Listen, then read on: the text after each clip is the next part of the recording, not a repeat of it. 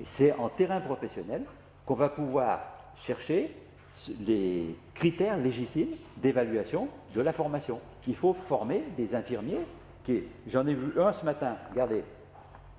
Ah, il m'a fait un bleu. J'ai vu du bleu. Mais c'est pas grave. L'essentiel, c'est qu'il prélève la quantité de sang nécessaire, puis qu'après, etc. Voilà. Qu'est-on en droit d'un enseignant? Mais il faut aller voir sur le terrain professionnel. Ça veut dire quoi enseigner aujourd'hui? Et enseigner à l'université. Et si je n'y vais pas, je ne pourrais pas savoir les critères légitimes. Il y avait encore autre chose dans votre question qui était... Les indicateurs, pardon. Quand je sais le critère, par exemple, les infirmiers, ils doivent être capables de, etc. Il y a un certain nombre de familles de gestes à faire chez les infirmiers. Je ne sais pas, prélever du sang, laver, faire soin d'hygiène, j'imagine, très vite. Dans chaque champ, à quoi je vais voir qu'il sait bien faire? À quoi je vais voir qu'il prélève du sang? Mais par exemple, il reste du bleu. Ça, c'est un indicateur. Voilà. Un indicateur, c'est un élément d'information qui peut être constaté, qui pourra être éventuellement mesuré. Vous avez laissé un bleu d'1 centimètre, de 2, etc. La mesure pourra intervenir là. Mais il n'y a d'indicateur que par référence à des... Il n'y a jamais d'indicateur seul. Un indicateur tout seul, ça n'indique rien, ça n'a pas de sens.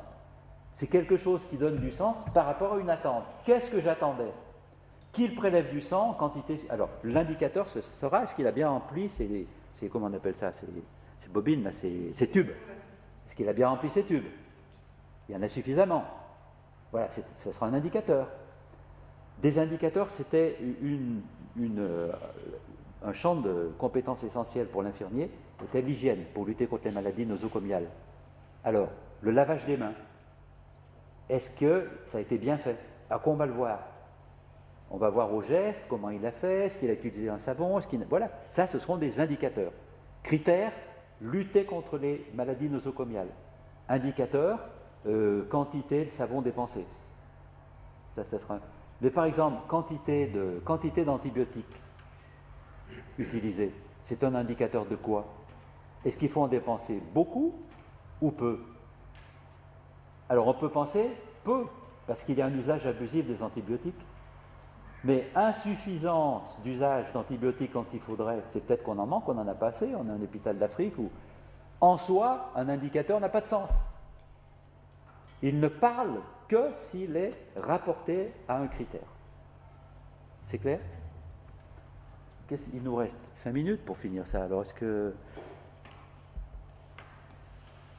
Bon, je vais passer vite sur l'idéologie dominante parce que il me semble que... Voilà, j'ai résumé. L'extension du domaine de l'évaluation s'est effectuée dans un contexte idéologique marqué, celui de l'idéologie néolibérale, actuellement dominante, où est méconnue, voire bafouée, l'exigence du respect de la dignité de la personne humaine, volontiers réduite à sa dimension de marchandise. Alors j'avoue qu'il y a là une forte dimension philosophique et peut-être aussi idéologique. Voilà. N'empêche que,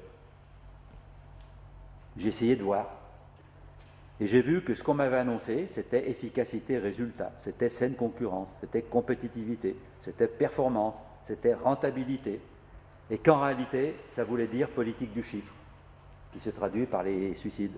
Ça veut dire élimination des faibles, qui se traduit par on laisse dans le fossé la grande masse des étudiants, 150 000 qui sortent sans diplôme. Voilà. Ça se traduisait par enrichissement des plus cupides. Ça se traduisait par excès et dérive. Et pour rester dans la performance, on parle de dopage pour les amateurs. Vous vous rendez compte? Les amateurs. Alors maintenant, j'ai peur. Notre fils, maintenant, il est responsable d'un labo au CEA à Grenoble. Dans son labo, tous les ans, ils font un col hors catégorie, la bicyclette. Et puis, bon, il s'entraîne et tout. Je dis, mais est-ce qu'il va pas... Et j'espère qu'il va échapper à ça, qu'il ne va pas arriver à se doper pour battre les autres. Classement, toujours. Classement négatif. Voilà, bon. Alors, cela étant, marché autorégulateur, j'ai essayé. Dans ce contexte, l'évaluation a tendance à devenir servile, asservissement à des croyances, aux prétendues lois de l'économie. On a sacralisé les notions d'excellence et de concurrence.